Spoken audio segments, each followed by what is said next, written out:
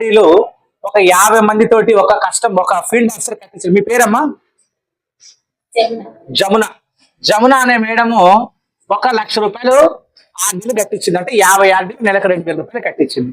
ఈ 2,000 రూపాయల ఆర్డీలు 7 ఇయర్స్ అనుకోండి. 1 2 3 4 5 6 7 7 సంవత్సరాల ఆర్డీలు కట్టించారు 50.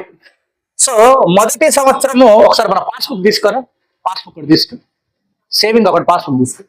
సో మొదటి సంవత్సరము 12 నెలలు కదా, సంవత్సరానికి 12 నెలలు కదా, అంతే కదమ్మా. ప్రతి సంవత్సరానికి 12 నెలలు. సో మనకి ఈ 1,00,000 రూపాయలు అనేది ప్రతి నెల వస్తూనే ఉంటది కదా, 84 నెలలు ఈ 1,00,000 రూపాయల రెన్యువల్ జరుగుతూనే ఉంటది కదా. సో ఈ 1,00,000 మీద ఎంత కమిషన్ రావడం జరుగుతుందంటే, ఎంత ఇన్సెంటివ్ ఇవ్వడం జరుగుతుందంటే, ఇలా ప్రతి ఒక్కరికి ఒక 0 బ్యాలెన్స్ అకౌంట్ ఇస్తారు. దీంట్లో పనిచేసే ఫీల్డ్ ఆఫీసర్ అంటే దీంట్లో ఉద్యోగి, వీళ్ళకి ఒక సేవింగ్ అకౌంట్ 0 బ్యాలెన్స్ అకౌంట్ ఇవ్వడం జరుగుతుంది. ఈ సేవింగ్ అకౌంట్ లోకి మనం పనిచేసినటువంటి డబ్బులు రావడం జరుగుతుంది. సో ఈ 1,00,000 రూపాయల మీద ఈ 12 నెలలు ప్రతి నెల 6వ తేదీన 6th ప్రతి నెల 6వ తేదీన దీంట్లోకి అమౌంట్ వస్తుంది. ఎంత వస్తుందంటే 1,00,000 కదా, 1,00,000 10% అంటే ఎంత అండి? 1,00,000 10% అంటే 10,000 రూపాయలు ప్రతి నెల 6వ తేదీన ఒక శాలరీ లాగా 2 నెలలు రావడం జరుగుతుంది. అంటే 1,20,000 వస్తుంది. జస్ట్ ఎన్నమ్మా చేసింది మనము? 1,00,000 రూపాయలు బిజినెస్ చేసాం. ఇప్పుడు 2,000 అంటే 50 కావాలి, 4,000 అంటే 25,000, 1,00,000 చేసాం అనుకుందాం ఎగ్జాంపుల్.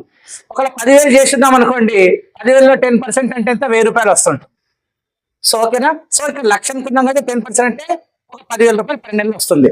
2వ సంవత్సరము ఇది నెల నెల అండి, 12 నెలలు నెల నెల వస్తుంది. సంవత్సరానికి ఒకసారి కాదు, సంవత్సరానికి వచ్చి అమౌంట్ వేసాను కానీ ప్రతి నెల నెల వస్తుంది. 2వ సంవత్సరం 12 నెలలు 7% వస్తుంది. అంటే 7,000 చొప్పున 12 నెలలు అంటే 84,000 వస్తుంది. 3వ సంవత్సరం మళ్ళీ 6%, 6,000 చొప్పున 12 నెలలు అంటే 72,000. తర్వాత మళ్ళీ 5%, 5,000 చొప్పున 12 నెలలు అంటే 60,000 రూపాయలు.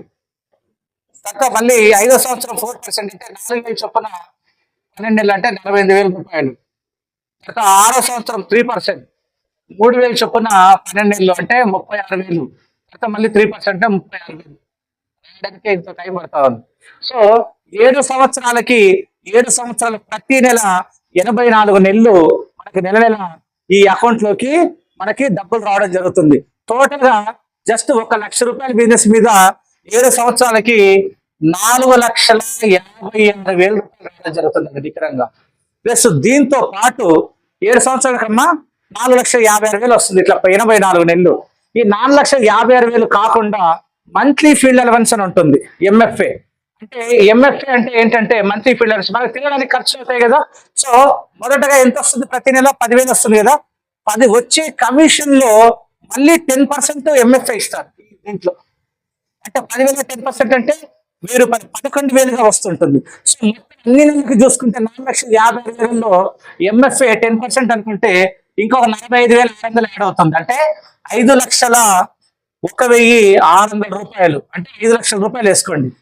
సో టోటల్ గా ఒక 50 అకౌంట్ల మీద మనకి 1,00,000 రూపాయల బిజినెస్ మీద 5,00,000 రూపాయలు, జస్ట్ 50 అకౌంట్ల మీద మనకి 5,00,000 రూపాయలు రావడం జరుగుతుంది. ఈ 5,00,000 మన పిల్లల చదువుకు ఉపయోగపడుతుంది. ఉపయోగపడితే ఒక చిన్న బిడ్డ ఉంది, మనం పని చేసుకుంటే 7 సంవత్సరాలు వచ్చే డబ్బులు ఒక దాదాపు ఒక 5-6 సంవత్సరాలు చదువుకో 1,00,000 కంటే ఎక్కువ ఫీజు ఉంటుందిగా. ఎంత మంచి స్కూల్లో చేసాం, ఒక 5 సంవత్సరాలు చదువుకోవచ్చు. మళ్ళీ ఇంకో 50 అకౌంట్లు చేస్తే ఇంకో మళ్ళీ 5 సంవత్సరాలు చదివచ్చు. మన బిడ్డల భవిష్యత్తు కూడా దీంట్లో ఆధారపడింది. సో మరి ఈ 7 సంవత్సరాల తర్వాత మళ్ళీ మనకి ఏదైనా వస్తుందా లేకుంటే ఇంతతో ఆగిపోతుందా అని చూస్తే, మరి 50 మంది కస్టమర్లు ఈ 7 సంవత్సరాల్లో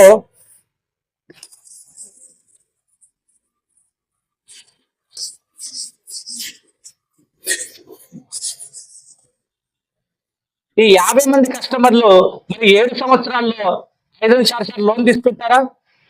ఇండియాలో ఒకటి ఉందండి, ఈజీగా లోన్ వస్తుందంటే అవసరం లేకపోయినా అవసరాన్ని క్రియేట్ చేసి మరీ తీసుకుంటారు. ఏమో అవునా కాదు? 90% మంది అలాగే ఉంటారు. ఒక 5% మీద వదిలేయండి. అవసరం లేకపోయినా ఈజీగా లోన్ వస్తుంది. దాన్ని అరే పలానా దానికి పడతాం, పలానా అవసరం లేకపోయినా దాన్ని క్రియేట్ చేస్తారు. 5 నుంచి 6 సార్లు లోన్ తీసుకుంటున్నారు. అండ్ మళ్ళీ ఈ 2,000 కట్టే వ్యక్తులు 50 మంది 1,68,000 కట్టి 97,927 రూపాయలు వడ్డీ తీసుకుంటున్నారు. మరి ఇంత వడ్డీ తీసుకుంటున్నారు, ఇంత లోన్ తీసుకుంటారు, 50 మళ్ళీ కట్టరా అంటే ఎంత వస్తుంది మళ్ళీ మనకి? ఇదే 50 మంది మీద మళ్ళీ 5 లక్షల రూపాయలు రావడం జరుగుతుంది, అవునా కదా? ప్లస్ ఈ 50 మంది, ఇప్పుడు మేడం ఉన్నారు, జమున గారు ఉన్నారు, ఇంత ఈజీగా లోన్ తీసుకుంటున్నారు, ఇంత ఇంత వడ్డీ వచ్చింది, ఎవరికి చెప్పకుండా గమ్మునుంటారు. అది పెద్ద శిక్ష మనకి ఇండియన్స్ కి. ఎవరికైనా చెబితే గానీ ఆడటం లేదు, అవునా కదమ్మా? సో మరి ఈ 50 మంది ఒక్కరికి చెప్పిన 100 అకౌంట్లు వస్తే 50 అకౌంట్లకి 5 లక్షలు వస్తుంటే 100 అకౌంట్లకి ఇంకొక 5 లక్షలు రాదు, 10 లక్షలు రాదు. సో ఇంత అవకాశం అనేది ఉంది. సో ఇది కాకుండా ఇది ఫీల్డ్ ఆఫీసర్కి వచ్చే బెనిఫిట్స్ కదా. ఈ విధంగా మినిమం 1 లక్ష రూపాయలు బిజినెస్ చేస్తే 10,000 కమిషన్ వస్తుంది కదా. ఈ విధంగా 10,000 రూపాయల కమిషన్ వస్తుంటే మనకి ఎంత లోన్ ఇస్తారంటే ఫీల్డ్ ఆఫీసర్లకి 10 times 10 రెట్లు లోన్ ఇస్తారు. చెప్పండి, పట్టాలు తిరిగిపోయింది. సో 10,000 రూపాయలు వస్తుంటే 10 times అంటే 1,00,000 రూపాయలు మనకు లోన్ ఇస్తారు. ప్రతి నెల ఈ కమిషన్ దీంట్లోకే కదా వచ్చేది. సో ఈ 1,00,000 రూపాయల లోన్ కి ఒక 3,500 కట్ చేసుకొని మిగతా 6,500 ఈ సేవింగ్ అకౌంట్ కి వేస్తారు. మళ్ళీ ఏ శాఖ కట్ చేస్తారేమో కదా, అందుకని ముందే కట్ చేసుకొని వేస్తారు. ఈ విధంగా 20,000 వస్తుంటే 2 లక్షలు, ఒక మినిమం 50,000 రూపాయలు వస్తుంది అనుకోండి. 50,000 వస్తుంటే 10 times అంటే 5 లక్షల రూపాయలు పర్సనల్ లోన్ ఇస్తారు. ఇది వద్దు సార్ నాకు అనుకుంటే 50 లక్షల వరకు హౌసింగ్ లోన్ కూడా ఇస్తారు. దీనికి 35,000 కట్ అవుతుంది, మిగతా అమౌంట్ మన సేవింగ్ అకౌంట్స్. హౌసింగ్ లోన్ ఉంటుంది, mortgage loan, 2-wheeler loan, 4-wheeler నగగా అన్ని రకాల లోన్లు ఇస్తారు. ఇక్కడ కస్టమర్కి ఎన్ని రెట్లు అండి మనం ఇచ్చేది? మనకండి ఎవరు ఎక్కువ దీంట్లో? మనం ఎక్కువ. సో సంస్థ అది నమ్మింది కాబట్టి, వీళ్ళ వల్లే మన బ్యాంకులు, మన సొసైటీలు అన్ని డెవలప్ అవుతున్నాయని నమ్మారు కాబట్టి. దీప్తి ఎక్కడ పోయింది? సో నమ్మారు కాబట్టి ఈరోజు agents are the backbone of the company, employees are the backbone of the company అమ్మాయి నమ్మారు కాబట్టి ఈరోజు ఇండియాలోనే టాప్ 1 సొసైటీగా ఉన్నారు. 2,400 కోట్ల బిజినెస్ లో ఉన్నారంటే చాలా గొప్ప విషయం. అది దీనివల్లే కారణం. మనకి 10 times, వాళ్ళకి జస్ట్ 2 times. కాబట్టి 2,400 కోట్ల టర్న్ ఓవర్ లో ఉన్నారు. ఇలాంటి అన్ని రకాల లోన్లు ఇస్తున్నారు. మనము దీంట్లో పనిచేసే వ్యక్తి ఏ బ్యాంకు మెట్లు తొక్కకూడదని అన్ని రకాల లోన్లు మనకు ప్రొవైడ్ చేస్తారు. గొప్ప విషయమా కదా? సో ఇంకోటి,